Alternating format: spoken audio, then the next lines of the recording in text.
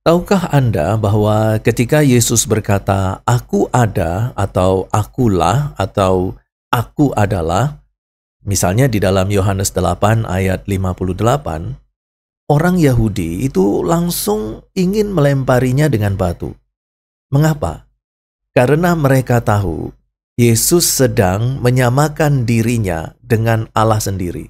Dalam Alkitab, Yesus sering menggunakan frasa "aku ada" atau "akulah" atau "aku adalah" yang di dalam bahasa Yunaninya disebut ego eimi, yang bukan sekedar ucapan biasa. Frasa ini adalah klaim langsung bahwa Dia adalah Allah yang kekal. Yesus adalah Allah yang kekal. Sama seperti Yahweh dalam Keluaran 3 ayat 14. Jadi kalau Yesus mengatakan "aku adalah", yaitu di dalam bahasa Yunaninya ego eimi, sebenarnya Yesus ingin menyatakan bahwa dirinya adalah Allah yang kekal, sama seperti Yahweh di dalam Keluaran 3 ayat 14. Bahkan para ahli bahasa Yunani terkejut karena Yesus dengan sengaja memakai bentuk present tense, waktu sekarang, untuk menyatakan keberadaannya di dalam konteks waktu lampau. Jadi keberadaannya yang melampaui waktu. Lalu, mengapa ini begitu kontroversial? Apa implikasinya bagi iman kita? Tonton video ini sampai habis. Dan jika video ini memberkati kamu, jangan lupa like, subscribe, dan komen pendapatmu. Apakah kamu percaya Yesus adalah Allah? Bagikan juga ke teman-teman yang perlu tahu kebenaran ini. Tuhan Yesus memberkati. Nah, saudaraku, salah satu pengakuan tersirat namun sangat kuat tentang keilahian Yesus di dalam Perjanjian Baru adalah terdapat pada penggunaan frasa Yunani ego eimi, yang berarti secara harafiah, aku adalah.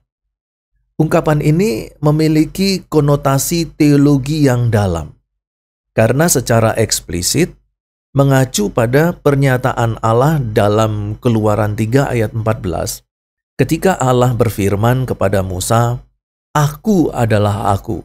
Ibraninya Ehye, Aser, Ehye. Nah, di dalam Septuaginta, yaitu Alkitab yang merupakan terjemahan Perjanjian Lama ke dalam bahasa Yunani, bagian ini diterjemahkan sebagai ego eimi houn. Aku adalah Dia yang ada. Dan sejak saat itu, ungkapan ego eimi itu menjadi penanda identitas ilahi dari Yahweh. Nah, untuk memahami betapa dalamnya makna frasa ini, kita perlu kembali ke Perjanjian Lama, tepatnya dalam Keluaran 3 ayat 14, di mana Allah menyatakan namanya kepada Musa dari semak yang menyala. Ketika Musa bertanya kepada Allah, apa yang harus ia katakan jika bangsa Israel menanyakan nama Allah yang mengutusnya? Allah menjawab, "Aku adalah aku, Ehye, Aser, Ehye." Di dalam terjemahan Yunani, Alkitab Yunani Septuaginta, Perjanjian Lama, kalimat ini diterjemahkan menjadi ego eimi houn, yang berarti akulah Dia yang ada. Nah, frasa inilah yang kemudian menjadi cara khas untuk menyatakan kehadiran dan eksistensi ilahi Yahweh, Allah yang kekal, yang ada dengan sendirinya dan tidak bergantung kepada siapapun untuk eksistensinya. Frasa ego eimi yang berarti akulah Dia atau aku adalah digunakan oleh Yesus di berbagai tempat di dalam Injil dan seringkali memiliki makna teologi yang dalam, terutama dalam konteks penyataan dirinya sebagai Allah atau Mesias. Di bawah ini Ada beberapa ayat lain selain dari Yohanes 8 ayat 58 yang di dalamnya ada pernyataan dari Yesus yang menggunakan frasa ego eimi, aku adalah. Misalnya saja di dalam Yohanes 4 ayat 26. Kata Yesus kepadanya, akulah dia, ego eimi, yang sedang berkata-kata dengan engkau. Nah, konteksnya adalah ditujukan kepada perempuan Samaria di sumur Yakub. Kemudian dalam Yohanes 6 ayat 20, tetapi ia berkata kepada mereka, akulah ini, ego eimi, jangan takut. Nah, konteks dari ayat ini adalah ketika Yesus berjalan di atas air mendekati para murid. Kemudian Yohanes 8 ayat 24. Karena itu tadi aku berkata kepadamu bahwa kamu akan mati dalam dosamu. Sebab jikalau kamu tidak percaya bahwa akulah dia, ego eimi, kamu akan mati dalam dosamu. Kemudian dalam Yohanes 8 ayat 28, apabila kamu telah meninggikan anak manusia, barulah kamu tahu bahwa akulah dia, ego eimi. Kemudian dalam Yohanes 13 ayat 19, sekarang juga aku mengatakannya kepadamu sebelum hal itu terjadi, supaya kamu, jika hal itu terjadi, percaya bahwa akulah dia, ego eimi. Kemudian Yohanes 18 ayat 5-6. Mereka menjawab, Yesus dari Nazaret, katanya kepada mereka, akulah dia, ego eimi. Lalu kemudian dilanjutkan, ketika ia berkata kepada mereka, akulah dia, ego eimi, mundurlah mereka dan jatuh ke tanah. Kemudian dalam Markus 6 ayat 50 yang paralel dengan Yohanes 6 ayat 20, di situ ada pernyataan tenanglah, aku ini. Bahasa Yunaninya ego eimi, jangan takut. Kemudian Matius 14 ayat 27, tenanglah, aku ini, ego eimi, jangan takut. Lalu kemudian ada juga di Lukas 21 ayat 8. Banyak orang akan datang dengan memakai namaku dan berkata, akulah dia, ego eimi. Nah, berdasarkan beberapa ayat di atas, Tuhan Yesus memakai frasa ego eimi dalam konteks yang sangat signifikan secara teologi. Dalam Yohanes 8 ayat 58, Yesus berkata kepada orang-orang Yahudi, sebelum Abraham jadi, aku ada. Prin Abram genestai, ego eimi. Pernyataan ini mengejutkan para pendengarnya, sebab secara tata bahasa, Yesus tidak berkata, aku telah ada dalam bentuk lampau, melainkan menggunakan waktu sekarang aktif, present indikatif aktif, yaitu ego eimi, yang secara langsung merujuk pada identitas diri sebagai pribadi kekal dari Yahweh itu sendiri. Maksudnya begini, frasa ego eimi dalam Yohanes 8 ayat 58 itu menggunakan kata kerja dalam bentuk sekarang, present tense aktif, atau kalau di dalam tata bahasa Yunani disebut present indikatif aktif. Bukan bentuk lampau, misalnya aorist atau imperfect indikatif aktif.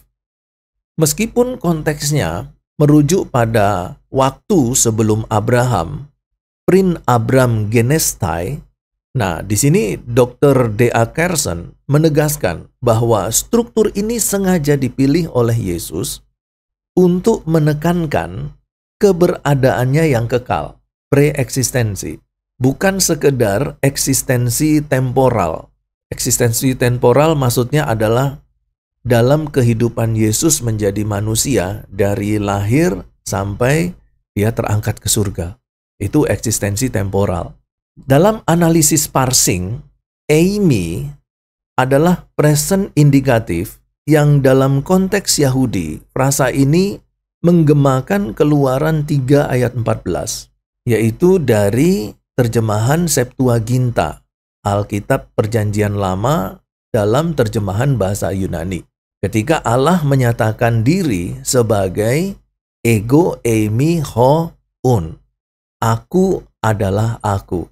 Maksudnya begini, ketika Yesus berkata, sebelum Abraham ada, aku ada, dalam Yohanes 8 ayat 58, frasa ego eimi ini menggunakan kata kerja bentuk present tense.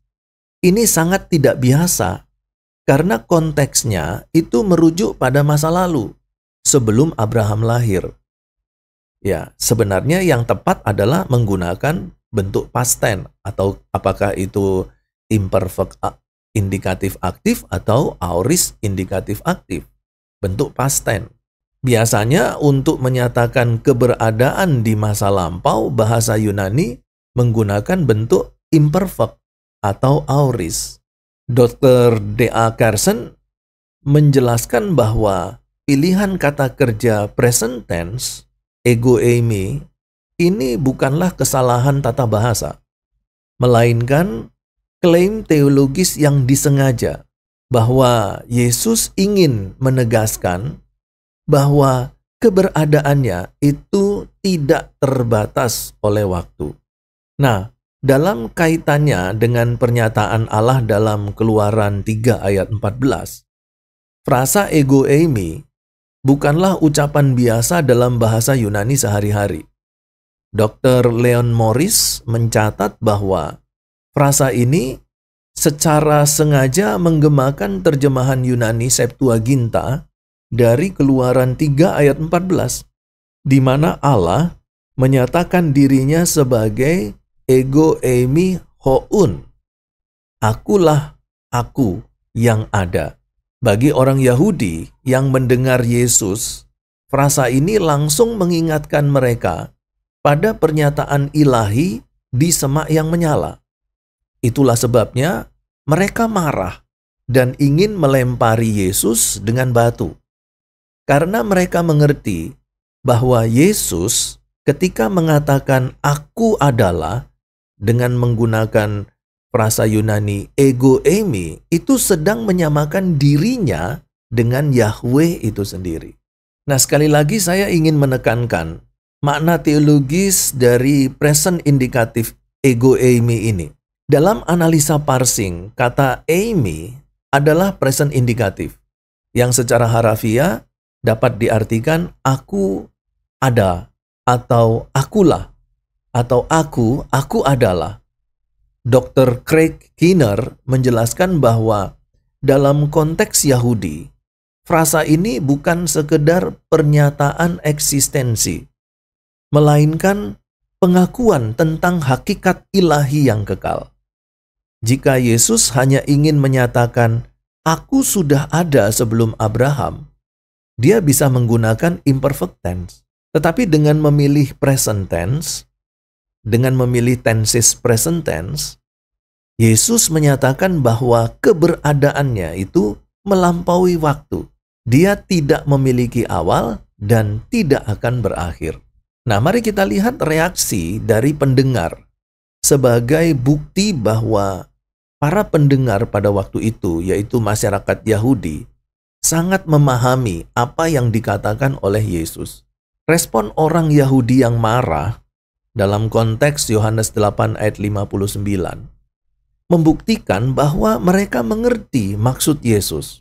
Dr. Andreas Kostenberger menekankan bahwa dalam hukum Taurat hanya Allah yang boleh diklaim sebagai yang ada sejak kekal. Kita bisa bandingkan itu di dalam Mazmur 90 ayat 2. Jadi, ketika Yesus menggunakan frasa ini, mereka melihatnya sebagai penghujatan.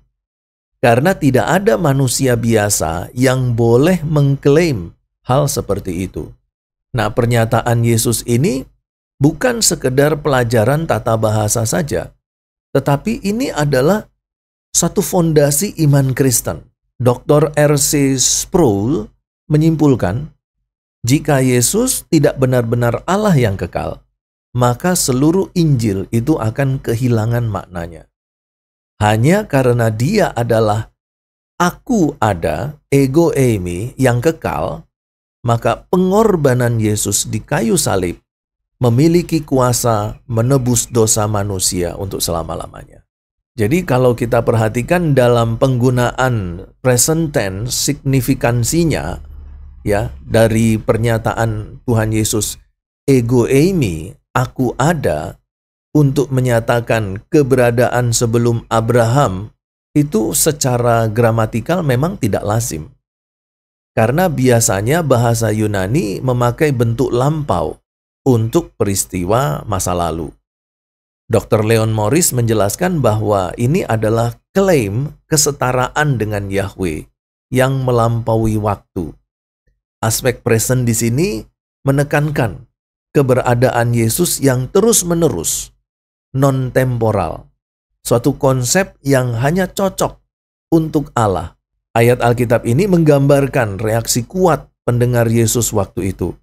Mereka tidak hanya menolak pesannya, tetapi juga mengejek dan bertindak anarkis terhadap Yesus, membawa batu untuk melempari Yesus. Ini menunjukkan betapa kerasnya penolakan mereka kepada Yesus. Jadi ketika orang-orang Yahudi mengambil batu untuk melempari Yesus, dalam Yohanes 5 ayat 59, mereka tidak bereaksi berlebihan tanpa alasan. Dr. D.A. Kersen menjelaskan bahwa dalam konteks hukum Taurat, klaim Yesus sebagai aku ada atau ego eimi dipahami sebagai penyamaan diri dengan Yahweh, Allah Israel. Imamat 24 ayat 16 dengan jelas menyatakan bahwa penghujatan adalah pelanggaran yang pantas dihukum mati. Reaksi masyarakat Yahudi membuktikan bahwa mereka mengerti implikasi teologis dari perkataan Yesus ego eimi ini. Dia bukan sekedar manusia biasa, tetapi mengklaim hakikat ilahi. Dan kita bisa melihat bahwa reaksi orang Yahudi yang ingin melemparinya dengan batu membuktikan mereka memahami implikasi teologis dari pernyataan Yesus yang menyamakan diri dengan Allah dengan pernyataan ego eimi, aku adalah. Dari analisa gramatikal ini, kita sampai pada dua doktrin utama, yaitu keilahian Kristus.